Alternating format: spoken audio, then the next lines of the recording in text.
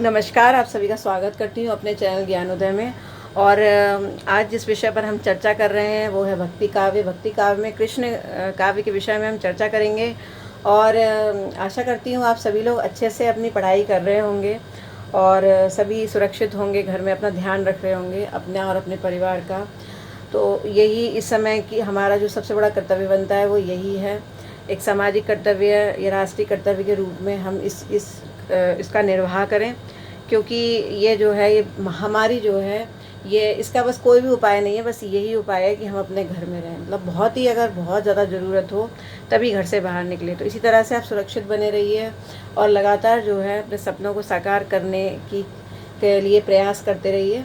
तो इसी तरह की आशा लेते हुए आज जो है शुरू करते हैं कृष्ण काव्य। ठीक है, तो कृष्ण काव्य के विषय में जैसा कि आप सभी लोग जानते हैं, मैंने आपको पिछले 3 वीडियोज़ में जो मैंने आपको वीडियोज़ दिए हैं, 3 नहीं सॉरी, मैंने 2 वीडियोज़ आपको दिए हैं। उसमें मैंने फर्स्ट वीडियो में आपको ये बताया कि वास्तव में भक्तिकालीन साहित्य का उद्भव कैसे हुआ, किस तरह से क्या पृष्ठभूमि बनी भक्तिकाल की, जो इस तरह के साहित्य लिखे गए भक्ति से ओतप्रोत। और उसके बाद में सेकेंडली मैंने आपको ये बताया कैसे क्लासिफाइड किया गया भक्ति काव्य को। ठीक है, और आज थर्ड में मैं आपको कृष्ण काव्य की तरफ ले चलती हूँ। और कृष्ण काव्य में सबसे पहले आप कृष्ण के विषय में जो मुख्य बिंदु हैं भगवान श्री कृष्ण के विषय में, वो आज जानने की चेष्टा करेंगे हम लोग। तो चलते हैं। देखिए, कृष्ण काव्य साहित्य जो है उसमें अगर हम सबसे पहले जानें कि कृष्ण शब्द का उल्लेख कहाँ मिलता है। ठीक है, सबसे पहला पॉइंट यही बनता है कि कृष्ण शब्द का उल्लेख कहाँ मिलता है। तो देखिए, 2 तरीके से ये क्वेश्चन पूछा जाता है। एक ये क्वेश्चन एक तो इस तरह पूछा जाता है कि वैदिक साहित्य में कृष्ण शब्द का उल्लेख कहाँ मिलता है। ठीक है, इसके अलावा सेकंड क्वेश्चन ये बनता है कि संस्कृत साहित्य में जो है कृष्ण का उल्लेख कहाँ मिलता है। ठीक है, संस्कृत साहित्य में कृष्ण का उल्लेख कहाँ मिलता है। और अगर हम वेदों में बात करें तो वो अलग चीज़ है। ठीक है, मतलब अगर वेदों स्पेशली वेदों में पूछा जाए तो आपका आंसर अलग होगा, और अगर बात करें संस्कृत साहित्य की तो उसमें जो है अलग बात होगी। तो देखिए, तो अगर हम देखें तो कृष्ण शब्द का उल्लेख ऋग्वेद के अष्टम मंडल में मिलता है। ठीक है, जो ऋग्वेद का अष्टम मंडल है उसमें जो है कृष्ण शब्द का उल्लेख सर्वप्रथम मिलता है। लेकिन जानने वाली बात यह है कि कृष्ण शब्द का उल्लेख किसी अवतार के रूप में नहीं वहाँ पर दिया गया है, उसको किसी ईश्वर के रूप में जो है उसकी समानता प्रकट नहीं की गई है, बल्कि जो ऋग्वेद के 8वें मंडल में कृष्ण शब्द का उल्लेख हुआ है वो एक ऋषि के रूप में हुआ है। ठीक है, तो वहाँ पर कृष्ण नामक एक ऋषि का वर्णन हुआ है, किसमें, संस्कृत यानी जो ऋग्वेद है उसके अष्टम मंडल में। ठीक है, ऋषि के रूप में माना गया है। ठीक, अब देखिए, ये माना जाता है कि जो महाभारत है, ठीक है, अगर हम महाभारत की तरफ जाएं तो महाभारत किसने लिखा है, वेद व्यास ने लिखा है, ये भी आपको पता होगा। ठीक है, तो वेद व्यास ने जो लिखा महाभारत जो लिखी गई है, तो उसमें जो कृष्ण का उल्लेख मिला है वो वास्तव में विष्णु के अवतार के रूप में मिला है। ठीक है, तो महाभारत में कृष्ण विष्णु के अवतार हैं और यदुवंशी क्षत्रिय जो है माने जाते हैं महाभारत के अनुसार। लेकिन अगर हम संस्कृत साहित्य यानी कि बात करें इसकी ऋग्वेद की, तो ऋग्वेद में बिल्कुल अलग जो है मिलता है। वहाँ पर जो है कृष्ण को एक ऋषि के रूप में, योगेश्वर के रूप में दर्शाया गया है। ठीक है, तो यहाँ पर ये बात निकल के आती है कि जो संस्कृत साहित्य यानी ऋग्वेद में और महाभारत में, इन दोनों में ही कृष्ण का रूप अलग अलग तरह से उल्लेखित किया गया है। ठीक है, और ये बात जो है इनके रूप के बारे में जो कि अलग अलग बताया गया है, इस विषय के बारे में चर्चा जो है लोकमान्य तिलक ने भी की थी। ठीक है, लोकमान्य तिलक ने ये कहा था कि वैदिक साहित्य और महाभारत के कृष्ण अलग अलग है। ठीक है, ये बात किसने कही थी, ये बात लोकमान्य तिलक ने कही थी। ठीक है, हो सकता है ये बात पूछ ली जाए, इस तरह से क्वेश्चन पूछा जाए आपसे कि कौन से विद्वान ने संस्कृत साहित्य और महाभारत दोनों में कृष्ण के रूप को अलग अलग माना था। ठीक है, तो ये क्या होंगे, लोकमान्य तिलक। ठीक है, फिर आगे चलते हैं। सॉरी, थोड़ा सा गला खराब है। अब देखते हैं, आगे चलते हैं। फिर देखिए, अब आते हैं छांदोग्य उपनिषद पर। ठीक है, छांदोग्य उपनिषद जो था, जो कि इसी का उपनिषद है ऋग्वेद का, तो छांदोग्य उपनिषद में अंगिरस के शिष्य बताए गए हैं। कौन, भगवान श्री कृष्ण। छांदोग्य उपनिषद में ये बात कही गई है कि जो भगवान श्री कृष्ण थे वो अंगिरस जो कि ऋषि थे उनके शिष्य बताए गए हैं। कौन? भगवान कृष्ण। इसके अलावा देवकी पुत्र के रूप में वर्णन भी इसी उपनिषद में हमें मिलता है। ठीक है, किसमें? छांदोग्य उपनिषद में। ये जितनी भी आप मेरी एक एक लाइन इतनी इंपॉर्टेंट है, इस वीडियो में कम से कम आपके लिए 25 से 30 क्वेश्चन निकल रहे हैं। ठीक है, आप एक एक लाइन पर विशेष ध्यान दीजिएगा। तो कह सकते हैं कि किस उपनिषद में कृष्ण को शिष्य माना गया है ऋषि अंगिरस का? तो क्या होगा? छांदोग्य उपनिषद। देव की पुत्र कृष्ण का वर्णन किससे मिलता है? छांदोग्य उपनिषद में। ठीक है, इसके बाद अगर हम भगवत गीता की बात करें तो भगवत गीता और महाभारत दोनों में ही कृष्ण विष्णु के अवतार माने गए, यदुवंशी क्षत्रिय माने गए। इसके अलावा महाभारत में विशेष रूप से जो है कृष्ण को गीता के उद्गाता के रूप में जो है वो वर्णित किया गया है कि भगवान श्री कृष्ण जो है वो गीता के उद्गाता थे। उन्होंने ही गीता को बांचा था अर्जुन के सामने। तो उसी को जो है वेद व्यास ने अपने शब्दों में संस्कृत में लिखा है। तो महाभारत के अनुसार गीता के उद्गाता कौन थे?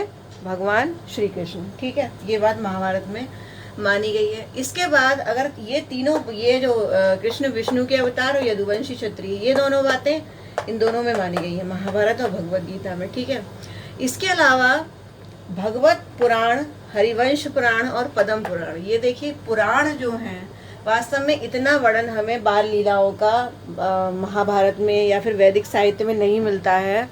इनकी बाल लीलाओं का वर्णन, जो भी उन्होंने लीलाएं की थी, उनमें इतना वर्णन हमें नहीं मिलता।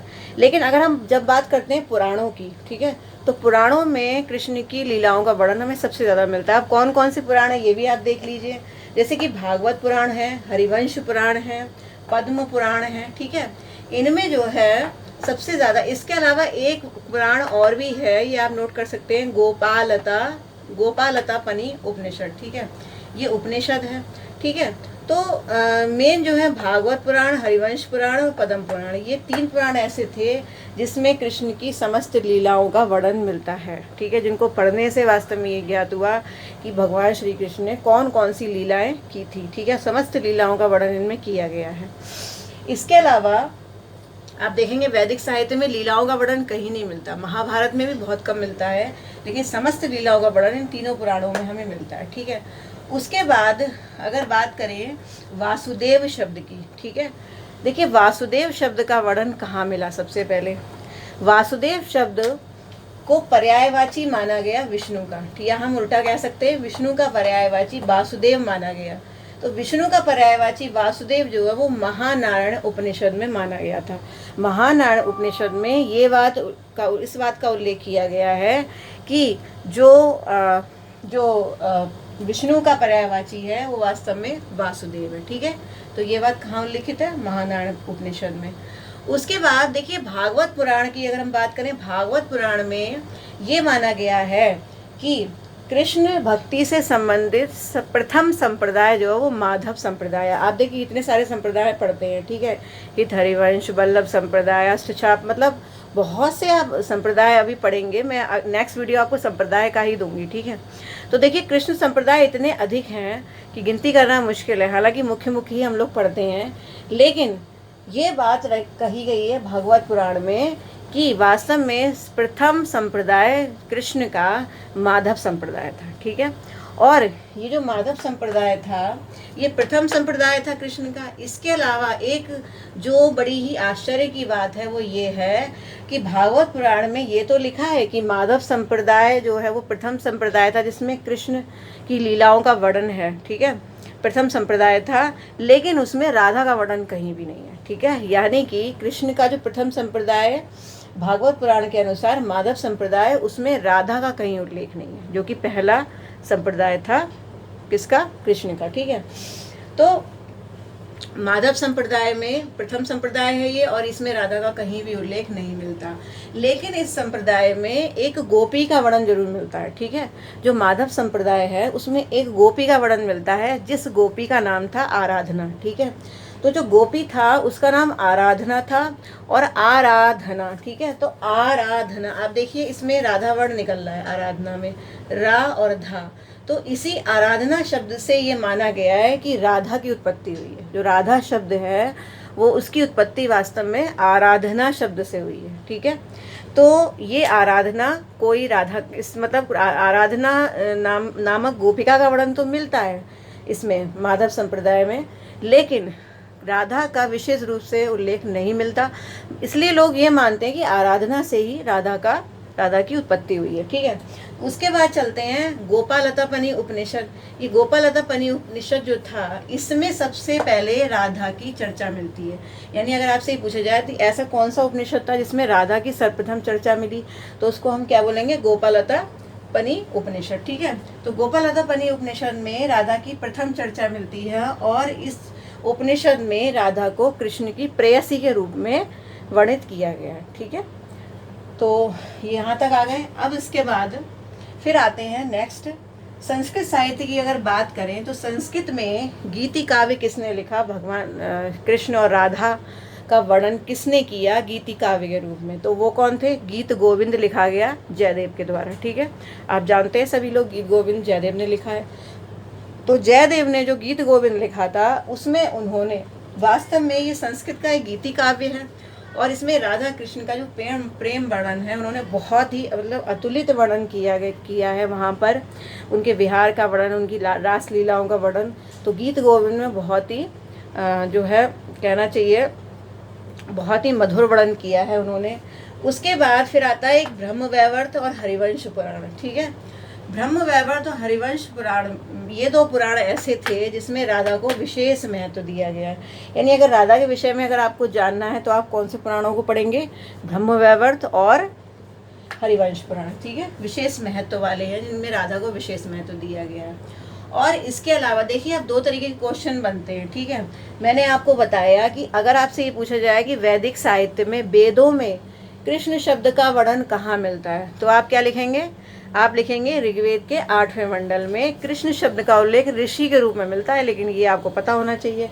लेकिन अगर आपसे ये पूछा जाए कि संस्कृत साहित्य में कृष्ण शब्द का उल्लेख कहाँ मिलता है, तो संस्कृत साहित्य जो वैदिक साहित्य के बाद में जो लोगों ने संस्कृत में अपने अपने साहित्य लिखे, तो संस्कृत साहित्य में सर्वप्रथम वर्णन जो है वो मिलता है ब्रह्मचरित्र नामक काव्य में। ठीक है, तो ब्रह्मचरित्र जो कि अश्व घोष ने लिखा था, अश्व घोष का लिखा हुआ ब्रह्मचरित्र एक ऐसा काव्य है जिसमें वास्तव में कृष्ण का वर्णन सर्वप्रथम हमको मिलता है। लेकिन वेदों की बात करें तो ऋग्वेद में सर्वप्रथम वर्णन मिलता है, लेकिन कृष्ण का नहीं बल्कि कृष्ण नामक एक ऋषि का मिलता है।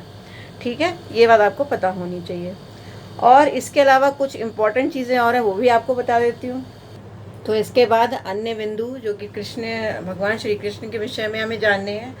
तो देखिए अब 11वां पॉइंट हमारा है कि कृष्ण को जो है वो दो रूपों में माना जाता है। ठीक है, उन्होंने ये माना जाता है कि उन्होंने अवतार लिया तो दो रूपों में लिया है, एक तो लोक रक्षक के रूप में और दूसरा लोक रंजक के रूप में। ठीक है, लोक रक्षक क्योंकि लोक की यानी कि समस्त संसार की समाज की जो उन्होंने रक्षा की, महाभारत में उनका लोक रक्षक रूप जो है वो यहाँ पर वर्णित किया गया है। ठीक है, तो अगर ये पूछा जाए कि कौन सा ऐसा ग्रंथ था जिसमें लोक रक्षक के रूप में भगवान श्री कृष्ण को वर्णित किया गया है, तो आंसर क्या होगा, महाभारत। लेकिन लोक रंजक के रूप में यानी कि बहुत सी जो लीलाओं का वर्णन है जो कि हमारे मन को मधुरता प्रदान करती हैं, ऐसी रास लीला का वर्णन, बाल लीलाओं का वर्णन, जो भी उनकी लीलाएं जो भी हैं उनका वर्णन जो है जिससे वो लोक रंजक कहे जाते हैं, तो ऐसा वर्णन हमें पुराणों में ही मिलता है। ऐसा वर्णन महाभारत में हमें कम मिलता है। महाभारत में वो लोक रंजक के रूप में हमें दिखे हैं, जबकि पुराणों में लोक रंजक के रूप में। ठीक है, इसके अलावा जो हाल थे, हाल ने गाहा सत्सई लिखी थी। हाल ने गाहा सत्सई जब लिखी तो ये एक ऐसी पुस्तक है जो कि प्राकृत में लिखी गई है। ठीक है, किस में लिखी है, प्राकृत भाषा में मिलती है। और हाल की गाहा सत्सई जो कि प्राकृत में लिखी गई है, इसमें श्रृंगार प्रधान चेष्टा का वर्णन है, जो श्रृंगार रस से भरी जो चेष्टाएं भगवान श्री कृष्ण की, वियोग श्रृंगार, संयोग श्रृंगार का वर्णन, तो ये प्राकृत भाषा में कहाँ मिलता है, गाहा सत्सई में मिलता है। ठीक है, इसके अलावा जो बेड़ू संहार नामक जो एक रचना है, बेड़ू संहार, जो कि भट्ट नारायण की लिखी हुई है। ठीक है, भट्ट नारायण की संस्कृत में, तो ये एक ऐसा ग्रंथ है, इस पूरे ग्रंथ में जो है रूठी हुई राधा को मनाने का वर्णन, भगवान कृष्ण के द्वारा अनुनय विनय का वर्णन, इस इस काव्य में सबसे अधिक देखने को मिलता है। संस्कृत काव्य है ये। सबसे ज़्यादा अगर देखा जाए तो अगर कहा जाए कि रूठी हुई राधा को मनाने का वर्णन, मतलब पूरे काव्य में यही चीज़ उन्होंने जो है अच्छे से डिस्क्राइब करी है कि कैसे भगवान श्री कृष्ण राधा को मनाया करते थे, अनुनय विनय किया करते थे। तो रूठी हुई राधा को मनाने का वर्णन किस में दिखाया गया है, किस में वर्णित है? वेणु संहार, जो कि भट्टनारायण की लिखी हुई थी। ठीक है, तो अगर देखा जाए तो कृष्ण काव्य का जो वर्णन है वो 12वीं शती के बाद प्रचुरता में मिला था। यानी जब 12वीं शती निकल गई तो उसके बाद जो है ये कृष्ण काव्य ज़्यादा लिखा गया था। ठीक है, इसमें इसके अलावा देखिए रूप गोस्वामी जो थे, रूप गोस्वामी ने उज्ज्वल नीलमणि और हरिभक्ति रसामृत सिंधु, ठीक है, ये 2 रचनाएं उनकी लिखी हुई हैं। इसमें भी उन्होंने उनकी श्रृंगार चेष्टाओं का वर्णन किया है। ठीक है, वियोग संयोग श्रृंगार का वर्णन, भक्ति रस का वर्णन, ये सब मिलता है रूप गोस्वामी की। ज़्यादा इनके नाम पूछे जा सकते हैं। ठीक है, तो आपको ये दोनों नाम पता होने चाहिए इनकी पुस्तकों के। इसके अलावा अब आते हैं विद्यापति। विद्यापति आपको पता है कहीं तो भक्ति रस के कवि माने जाते हैं कुछ विद्वानों के द्वारा, और कहीं पर ये श्रृंगार रस के कवि माने जाते हैं। लेकिन विद्यापति ने जो पदावली लिखी थी मैथिली भाषा में, इसके विषय में मैं आपको पहले ही बता चुकी हूँ। विद्यापति के विषय में मेरा स्पेशल वीडियो मैंने विद्यापति के लिए आपको दिया था, तो उसमें आप देख सकते हैं। मैंने आपको बताया था कि विद्यापति ने जो पदावली लिखी उसमें वास्तव में भगवान की श्रृंगार रस का वर्णन भी है, संयोग श्रृंगार, वियोग श्रृंगार। इसके अलावा जो है भक्ति काव्य भी इसको माना जाता है, क्योंकि इसमें सीता की स्तुति, गंगा स्तुति, बहुत सी स्तुतियाँ वगैरह दे रखी हैं। तो इसकी वजह से, और भगवान श्री कृष्ण को भी इन्होंने आराध्य देव माना है और उनकी भक्ति की है, अनुनय विनय किया है। तो इस तरह से विद्यापति को जो है माना जाता है दोनों का कवि। ठीक है, अलग अलग विद्वानों के द्वारा। लेकिन एक चीज़ जो इम्पोर्टेंट है, अगर आपसे पूछा जाए कि ऐसा कौन सा कृष्ण काव्य है जिस पर बंगला का प्रभाव दिखता है, बंगला भाषा का। ठीक है, बंगाल में विद्यापति को कृष्ण का आराध्य माना जाता है। बंगाल में अगर आप जाएंगे, बंगाल के साहित्य में बंगाल के लोग जो है विद्यापति को क्या मानते हैं?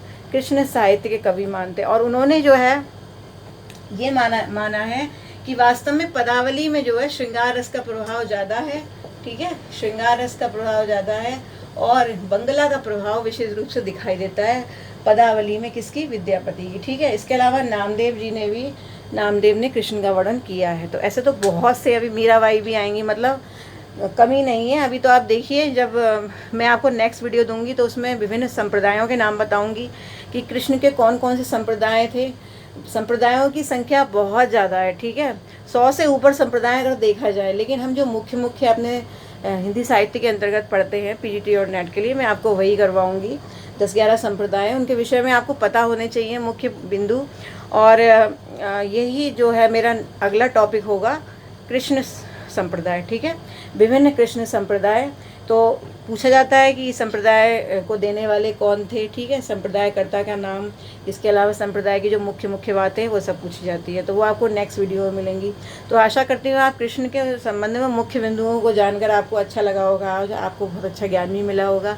तो अगर चैनल सब्सक्राइब नहीं किया है तो कर लीजिए और इसी तरह से देखते रहिए वीडियोज़ को। ठीक है, मुझे कमेंट्स ज़रूर किया करिए, क्योंकि कमेंट से ही इंस्पिरेशन मिलता है आगे कुछ करने का और भी आपको वीडियोस देने का। लगातार मुझे कमेंट जरूर किया करिए, नेगेटिव या पॉजिटिव। नेगेटिव कमेंट होते हैं तो उससे क्या होता है, हमें इम्प्रूवमेंट का मौका मिलता है कि आगे हम और क्या इम्प्रूव कर सकते हैं। इसके अलावा अगर पॉजिटिव कमेंट होता है तो ज़रूर मोटिवेशन मिलता है, तो ये भी बहुत ज़रूरी चीज़ है। ठीक है, तो कमेंट ज़रूर करते रहिए और इसके अलावा लाइक करिए, शेयर करिए अपने फ्रेंड्स को ज़्यादा से ज़्यादा वीडियोज़ को। तो इसी तरह से अगर आप पढ़ते रहेंगे तो ज़रूर सफल होंगे। इन्हीं शुभकामनाओं के साथ फिर मिलती हूँ नेक्स्ट वीडियो में। नमस्कार।